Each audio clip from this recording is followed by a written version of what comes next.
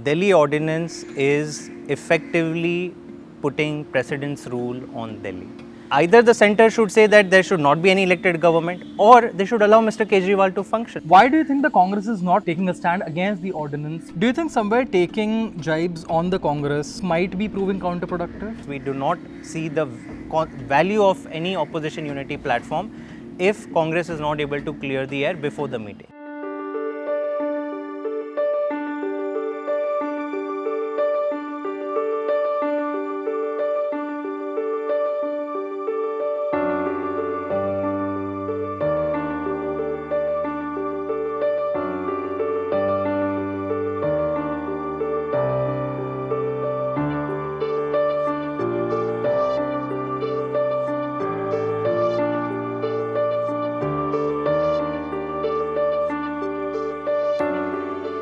How and why is the ordinance unconstitutional? When anybody hears the word ordinance, it seems like pata nahi kya aaya hai. Delhi Ordinance is effectively putting precedence rule on Delhi. It essentially tells the voters of Delhi that it doesn't matter whom did you elect as the Chief Minister of Delhi. On any and every matter, it's the Lieutenant Governor of Delhi who is appointed by the Modi government or the centre. He will take the final decision. Now, how does it do that? First and foremost, it says that the entire bureaucracy of Delhi will report to the Lieutenant Governor. So, the elected government, Mr. Kejriwal, can pass whatever policy he wants to. The bureaucracy will not implement it until the centre asks them to go ahead and implement it. That's number one. This is in direct violation of the Supreme Court judgment that came out last month. It was a historic 5-0 verdict by which it empowered the elected government of Delhi. It did not empower Mr. Kejriwal. He is just the current chief minister. Tomorrow it could be a BJP chief minister. It could be a Congress chief minister. But the elected government is supreme, is what the Supreme Court said. In this case, the constitution hasn't been amended. A simple ordinance has been passed, which in effect plays the role of a constitutional amendment, and that is the reason it is unconstitutional. The second and an equally important thing is that this ordinance empowers any bureaucrat of Delhi government to overrule a minister on any matter. The bureaucrat can simply say, I feel this is illegal what you are suggesting, and therefore I will not justify myself. Why and why do I feel that? As a minister, you can go to the court to challenge me, which is unprecedented, not just in India, in any part of the world. A minister's decisions, as long as they are written orders, are the final word.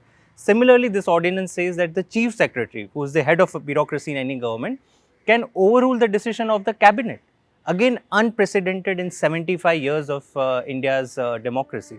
How does it impede on the day-to-day functioning of the Delhi government? Like, what does it lead to? What does it change with respect to the local bodies or the authorities of Delhi? Well, it's very simple. Any decision taken by Mr. Kejriwal today can be overruled by the Lieutenant Governor. We know the one of the decisions of Mr. Kejriwal government has been to make electricity free for those consuming up to 200 units in Delhi. Now, tomorrow, the LG hasn't done that yet, but there's nothing stopping him. He's saying that, you know what, I do not like the decision of the CM. He could be the elected chief minister, but I will not allow the free electricity scheme to run in Delhi. We regularly send our teachers to Cambridge, to Finland, which is number one in terms of education system, for training. Last 4 or 5 months, the LG decided that, you know, it's okay even if the CM wants to send teachers for training, I will not allow it. He actually did this. So, he stopped a lot of the work that was happening in the education system only because these kinds of powers have been given to an unelected person who is in a sense doing the bidding of a political party. Coming to the political aspect of the ordinance, now the Aam Aadmi Party has been trying to garner opposition support, with most parties having given open support even in the previous opposition meeting that was held. Why do you think the Congress is not coming openly out in support of negating the ordinance or taking a stand against the ordinance whenever it comes to this matter? You know, this is one question that beats me. The entire premise of 15 opposition parties coming together in Patna was that there is a constitutional crisis in the country today. Anywhere where there is an opposition ruled government in any state in India, BJP is going hammer and tongs after them. They are not waiting to win the electoral verdict. They are disabling and they are really making sure that the opposition ruled governments don't function. And when in Patna we brought this matter and we told all the opposition parties how seriously dangerous this entire piece of ordinance is, out of the 15 parties, 14 political parties, opposition parties said we stand in support of Aam Aadmi Party. Only and only Congress said that we are not going to talk or decide about this, give us some more time.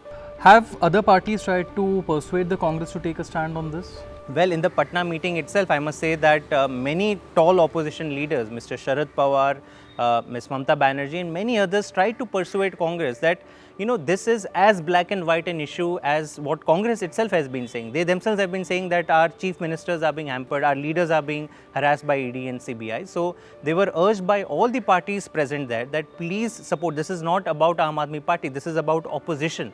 And if the entire opposition of the country is in one voice, why should Congress be saying something else? Do you think somewhere taking jibes on the Congress by the Aam Aadmi Party leaders or saying that Rahul Gandhi has a deal with the BJP over the ordinance, etc., do you think to an extent it might be proving counterproductive? First of all, I do not know who has taken these jibes. I can only say what I have in public domain. And in public domain, senior leaders of Congress in Delhi, be it Mr. Ajay Makan, be it Mr. Sandeep Dixit, even senior leaders in Punjab, have very clearly said that we support this ordinance. The Congress party should support this ordinance. Tell me one single senior leader of the Congress who has actually said that we oppose this ordinance. So clearly it gives rise to misgivings as to what is actually going on in the Congress. How much do you think it is going to hamper the opposition unity? Because there is an opposition meeting due in a few days.